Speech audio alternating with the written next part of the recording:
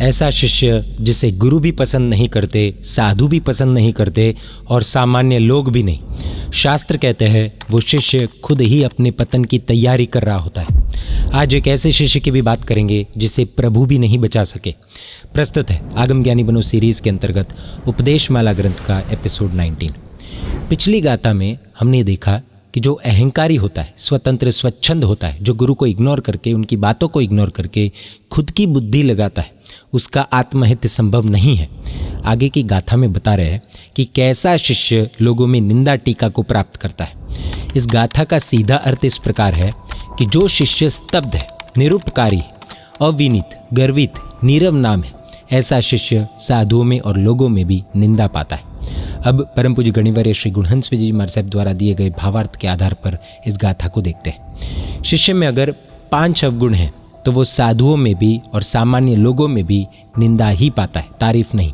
ये 5 आत्मा के लिए बहुत खतरनाक है। फर्स्ट है स्तब्ध, जो कभी किसी के भी सामने झुकता नहीं, अक्कड़ ही रहता है। मन की बात तो छोड़ो, लेकिन शरीर में भी वो नम्र नहीं बनता है। ताड़ का पेड़ ही समझो, कटेगा लेकिन झुकेगा नहीं। इसे कहते हैं स्तब्ध शिष्य। जो झुकना नहीं जानता उसका टूटना तय है। निरुपकारी, गुरु ने संसार का राग खत्म करवाकर दीक्षा दी, पढ़ा लिखा कर सक्षम बनाया, आगे लाया। ऐसे गुरु का उपकार भूलकर गुरु को दुख हो, त्रास हो, दर्द हो, ऐसी विचित्र प्रवृत्ति जो करे वो है निरुपकारी, जिसे कृतघ्न भी कहते हैं। शिष्य को कृतघ्न नहीं बल्कि कृतज्ञ होना चाहिए। यानी गुरु ने जो उपकार किए है वो हर एक उपकार को जानने वाला, मानने वाला और उस उपकार के निमित्त से बहुमान रखने वाला होना चाहिए। लेकिन ये शिष्य तो उपकारों को भूलने वाला, तोड़ने वाला, खत्म करने वाला है। उपकार भूलना अज्ञान नहीं, ये अहंकार की चरम अवस्था है। थर्ड है अविनीत, गुरु को बैठने के लिए आसन देना, प्यास लगे तो तुरंत पानी देना, भूख लगे तो तुरंत गोचरी देना, ठंड लगे तो गर्मी के उचित उपाय करना, गर्मी लगे तो ठंडक के उचित उपाय करना। वो सोते हो तो बिल्कुल भी आवाज़ नहीं करना, दूसरे आवाज़ करने वालों को प्रेम से रोकना। गुरु को छोटी सी भी बीमारी या रोग आए तो उनकी सच्चे मन से सेवा करना। इस तरह से अनेक प्रकार के विनय हैं। ये सब जो नहीं करे वो अविनीत है।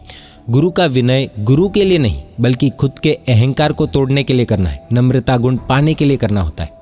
फोर्थ है गर्वित, जिसको अपनी प्रवचन शक्ति का, लेखन शक्ति का, कवित्व का, मधुर कंठ का, वैयावच करने की चतुराई का, श्रुत ज्ञान का, पुण्य का, इस तरह से अनेक चीज़ों का या फिर कोई भी एक चीज़ का भी घमंड हो, अहंकार हो, उसे गर्वित कहते हैं। जो ये गर्व के कारण से बार बार अपनी खुद की ही प्रशंसा करता रहे उसे भी गर्वित कहते हैं।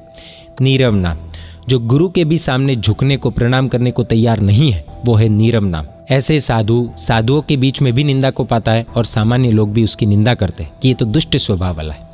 जैन शासन के इतिहास में ऐसा कोई अधम शिष्य अगर हुआ हो तो वो एक ही है, गोशाला।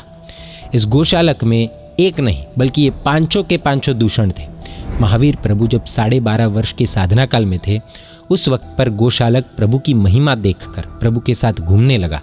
मान ना मान मैं तेरा मेहमान, इस तरह से प्रभु का शिष्य अपने आप बन बैठा। लेकिन अंदर से प्रभु के प्रति कोई बहुमान नहीं और शक्ति बढ़ जाने के बाद तो गोशालक को इतना अहंकार आ चुका था कि किसी को भी प्रणाम तक भी नहीं करता था।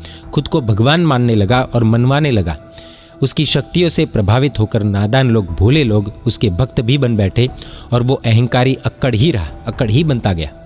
प्रभु ने उसके ऊपर बहुत उपकार किए। जब कोई एक सन्यासी ने गोशालक की हरकतों से परेशान होकर उसे जलाने के लिए तेजोलेशा छोड़ी तब वो घबरा गया था, जलकर राख होने ही वाला था। उस वक्त पर प्रभु ने शीतलेशा छोड़कर उसकी जान बचाई। उसके बाद ऐसी तेजोलेशा कैसे प्राप्त करनी ये भी प्रभु ने ही बताया।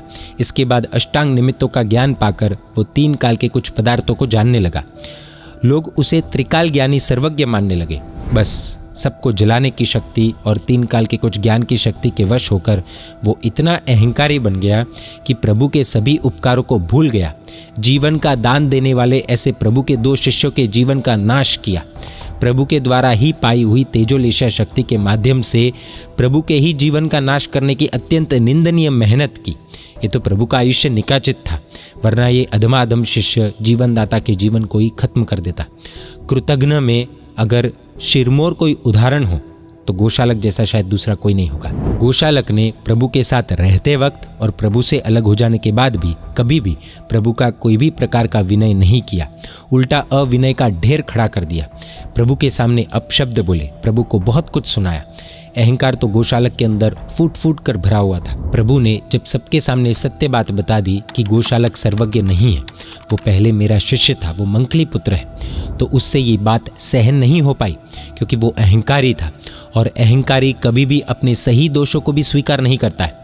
उसने प्रभु के सामने भी झूठ बोला कि तेरा शिष्य गोशालक तो कब का मर चुका है, लेकिन उसका शरीर हष्टपुष्ट था, तो मैंने उसके शरीर में प्रवेश किया है ताकि मैं अच्छे से तप साधना कर पाऊँ।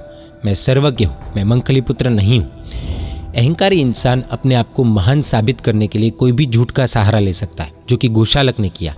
प्रभु के सामने जब गोशालक आया तब न हाथ जोड़े न सर झुकाया, आग बबूला होकर तूफान की तरह आया और आग बरसाकर चला गया। इससे स्पष्ट पता चलता है कि गोशालक में ये 5 अवगुण थे और उसे इन सब का भयानक फल भी मिला। खुद ने ही छोड़ी हुई तेजोलेश नाम की आग खुद के ही शरीर में प्रविष्ट होकर खुद को ही जलाने लगी। उसकी शक्ति का नाश हुआ, चलने की ताकत भी नहीं रही, धरती पर गिर पड़ा। गौतम स्वामी आदि ने पास जाकर उसको सख्ती से ठपका दिया कि तू साधुओं का हत्यारा है, तू गुरुद्रोही है, तू महापापी है। इस प्रकार उसे बहुत कुछ सुनाया। उसके पीछे गौतम स्वामी जी की करुणा थी कि वो सुधर जाए। इस तरह से वो प्रभु के हजारों साधुओं के बीच में निंदा पात्र बना। और अभी तो सभी को पता चल गया कि प्रभु को जलाने निकला हुआ गोशालक खुद ही जला है, मरने की हालत में है, तो सबने उसकी निंदा की, हेलना की, तिरस्कार किया। ये गाथा का हर एक शब्द गोशालक पर 100% लागू होता है। अहंकार का सबसे बड़ा दंड यही है कि वो अंत में खुद को ही जला देता है और सभी के बीच निंदा का पात्र भी बनता है। किसी भी शिष्य को ये बहुत ध्यान रखना है कि 5 दोषों में से एक भी दोष का सेवन खुद से न हो जाए। अगर हो जाए तो तुरंत ही मानकर, स्वीकार कर, आलोचना प्रायश्चित करके उसकी शुद्धि कर ही लेनी है। अगर मोक्ष पाना हो, सद्गति पानी हो, तो ये अवश्य करना ही होगा, क्योंकि गोशालक जैन इतिहास की सिर्फ एक कथा नहीं बल्कि एक चेतावनी है। जय जिन शासन, जय महावीर।